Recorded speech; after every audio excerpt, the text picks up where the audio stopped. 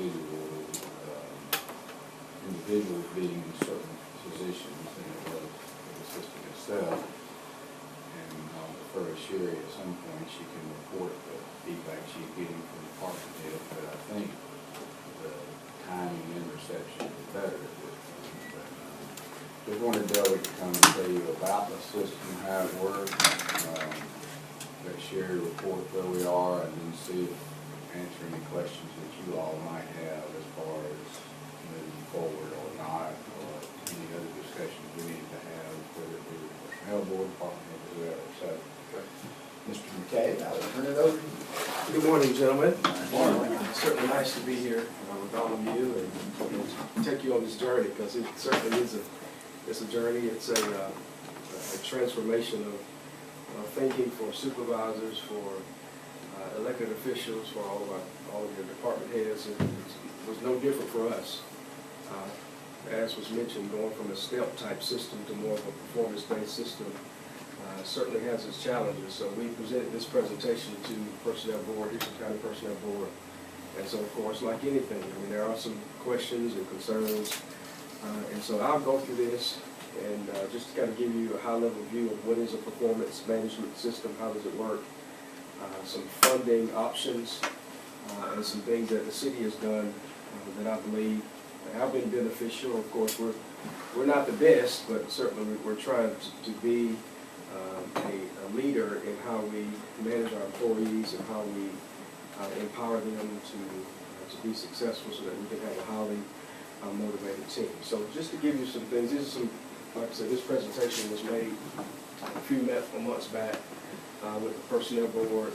But I want you as elected officials to look at the Personnel Board, the personnel staff, and your department heads as strategic partners. Because in order for this process to work, everybody's going to have to be able to be on the same page, share some of the same ideas, and be supportive of each other. Because this system can't work without all of the parts and pieces serving in its proper role.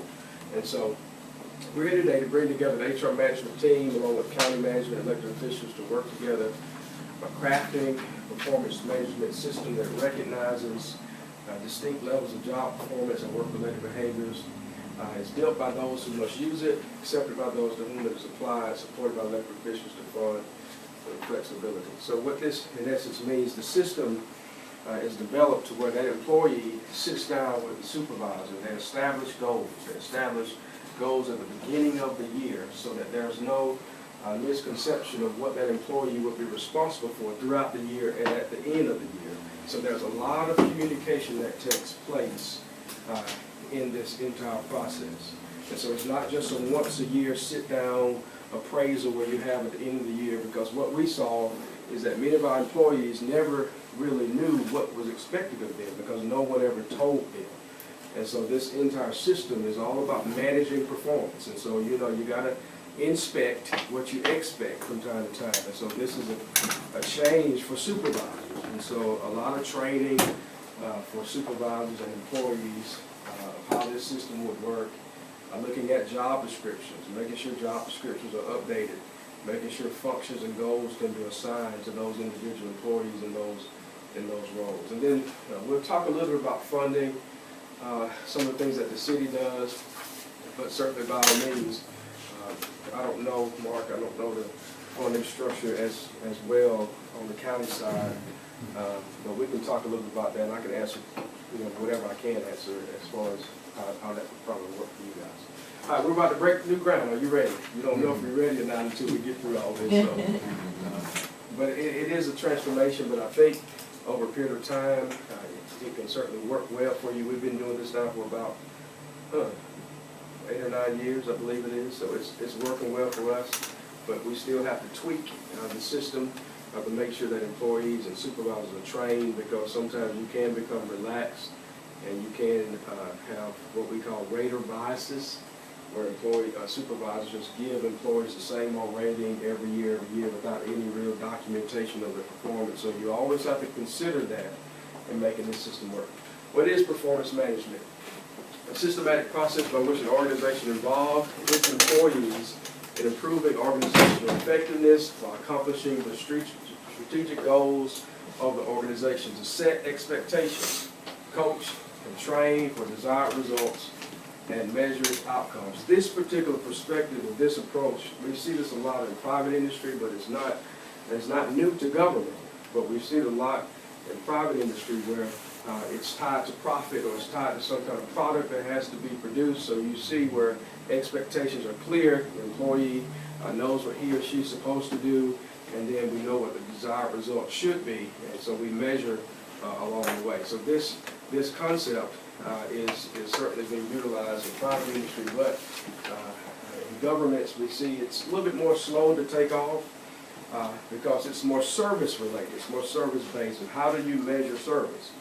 For example, when we look at some of the employees in the tag office, like for us, we had employees in the utility office trying to measure customer service, trying to actually measure tone of voice and how we interact and relate to customers and having goals and things like that. So it can be accomplished so that you can actually measure that employee's performance as they deal with the public. It must be a priority. City Commission charged city management with developing a pay-for-performance system in 2008. Myself and staff led the strategic planning with city management to compile a recommended list of core competencies and functions and goals, develop recommendations on performance definitions, and of course we hired a training consultant to help us implement, help us to train and develop our staff so that we could move our process forward. And that included a policy, because you got to have policy and forms and all to make things work.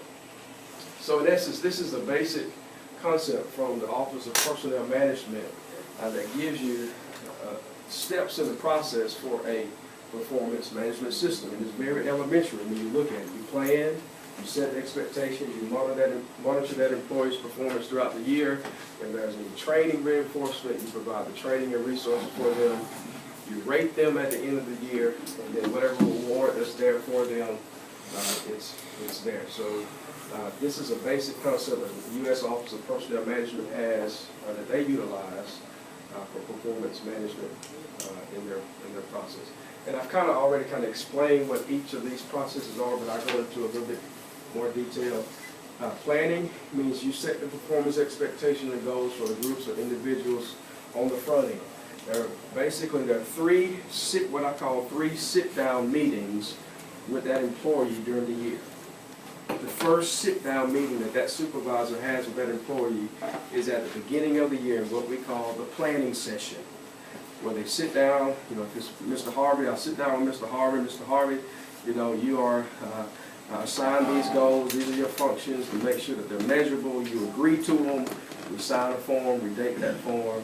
And then about 6 months in, I'm checking Mr. Harvey's performance to make sure that it's up to par and if there's any corrections made so that there are no surprises at the end of the year. And so, because in order for this system to work, these parts and pieces have to be there.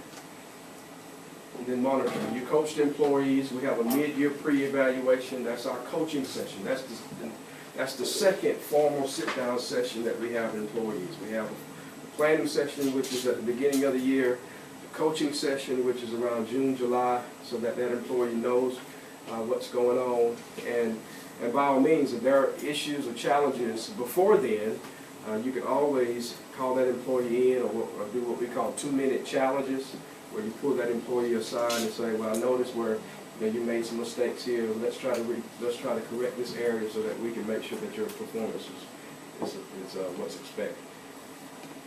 Same thing with developing. Throughout that year, there may be training opportunities where you can encourage good employees, strengthen job skills, all the things, because this system's supposed to help and develop employees. It's not something to where we're going to beat employees over the head, but we're going to give them all the tools that they need to succeed. And if they don't, then we make decisions to either terminate them or to discipline them based upon performance or some other issues that we've identified. And at the end of the year, of course, once you rate them against what their functions and goals are, what the standards are, based upon job-specific tasks or functions, and they can be measured. And then at that point, you rate them, and then you reward them. So we have a five-tiered system. Five-tiered system. And when we go to set goals and we evaluate performance, an employee can be unacceptable, below expectations, meets expectations, exceeds, and then a model employee. And you can see what those definitions are. And most of the supervisors and on the teams and on the crews, they know who these employees are.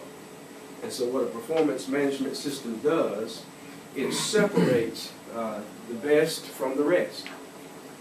And so it rewards that employee that continues to do well, that sets the example, and then it highlights some of those challenges on those work teams where employees may not be carrying their load. And so some redirection is offered so that employees can get up to speed. And if they don't, again, the system is meant to document, to justify reasons for termination, reasons for other personal action that would be needed. And so all of this is the technical stuff, and I know we can certainly talk all day about this if y'all want to. Pay for performance. We reward high performers and provide improvement plans. Rewarding means recognizing employees individually, members of groups for their performance, and acknowledge their contributions to the organization's mission. The basic principle of effective management is that all behavior is controlled by its consequences. And that's just another thing.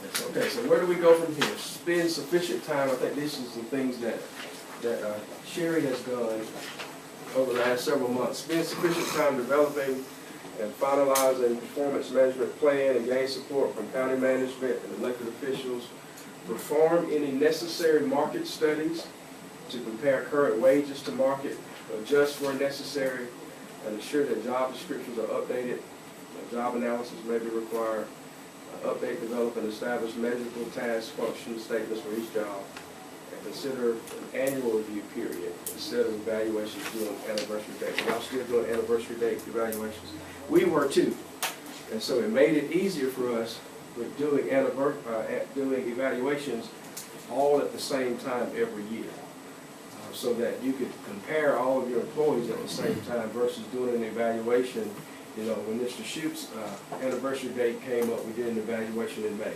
And then someone else's came up, we did it in July. Instead of putting everybody at the same time so that supervisor can look at all of his employees and give a little bit better assessment of their performance.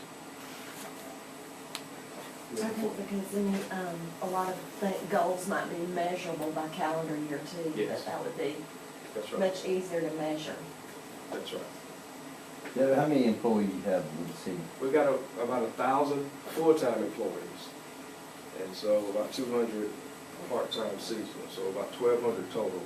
But 1,000 employees go through this process.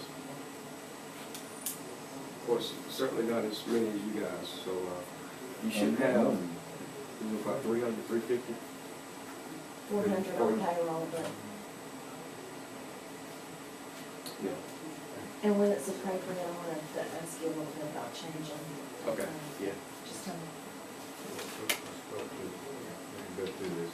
Yeah, so what's the best pay plan to support the funding the system? Step plan versus open ranges. We're talking about that. General increases of COLA should remain a part of the overall compensation strategy. Why? Because it keeps the pay plan up to market. You want to make sure that your jobs and the people that you hire, that their pay is competitive, because you want to keep good people. And so we want to train supervisors and employees on how the system works, expectations and commitment from all stakeholders. And I put down here communicate and plan ahead. You got to give yourself time to really roll this thing out so that everybody knows what's expected and how it's going to take place in the workplace. And so, any questions? And I can talk, Mark, if you don't mind. Can I write on this? What color would you like? I like blue.